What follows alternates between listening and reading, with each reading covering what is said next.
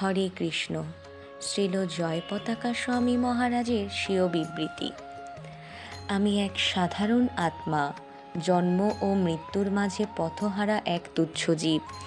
আমার জীবনে প্রকৃত কোনো সার্থকতা ছিল না, যতক্ষণ না পর্যন্ত আমি শ্রীল অভয়চরণারবিন্দ ভক্তিবেদান্ত স্বামী প্রভুপাদের কৃপায় কৃষ্ণ ভাবনামৃত আন্দোলনে যুক্ত হই। তিনি আমাকে ব্রহ্মমধ্য গৌড়ীয় বৈষ্ণব সম্প্রদায়ে দীক্ষা দেন এবং ভগবৎ সেবায় নিয়োজিত করেন। যদিও আমি নিজেকে সম্পূর্ণ অযোগ্য বলে মনে করি, আমার পূর্বজীবন ছিল এক ধনী পরিবারের অন্তর্গত, কিন্তু সেখানে সুখ ছিল না। পুরনো পাসপোর্টের ছবিতে অনেকে আমার মুখে গভীর বিষণ্ণতা লক্ষ্য করত।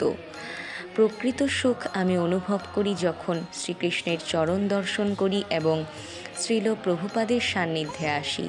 তখনই আমি উপলব্ধি করি এটাই আমার প্রকৃত ধাম, আমার খোঁজের শেষ গন্তব্য।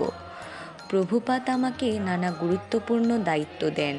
বিশ্বের সবচেয়ে বড় মন্দির নির্মাণ, একটি বৈদিক নগরী প্রতিষ্ঠা, গৌড়ীয় বৈষ্ণবদের ঐক্যবদ্ধকরণ এবং ভারতের প্রত্যন্ত অঞ্চল পর্যন্ত কৃষ্ণ ভাবনামৃত প্রচার। তিনি নির্দেশ দেন, সীমা পরিসীমা বিচার না করে প্রচার করো। তোমাকে পর্যটনে যেতে হবে, তোমাকে 50,000 ভক্ত তৈরি করতে হবে। এই সব আদেশ আমি পালন করতে চেষ্টা করছি, যদিও জানি তা আমার ক্ষমতার বাহিরে। কিন্তু প্রভুপাদ তার অনুগত ভক্তদের মাধ্যমে এই কাজগুলো বাস্তবায়নের ব্যবস্থা করছেন।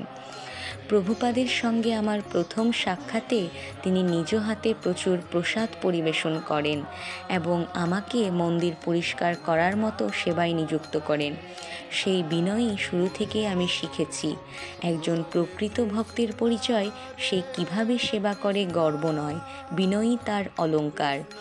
আজ আমি দীক্ষাগুরুর আসনে অধিষ্ঠিত হলেও আমার একমাত্র কামনা আমি যেন চিরকাল তার সেবক হিসেবে থাকি।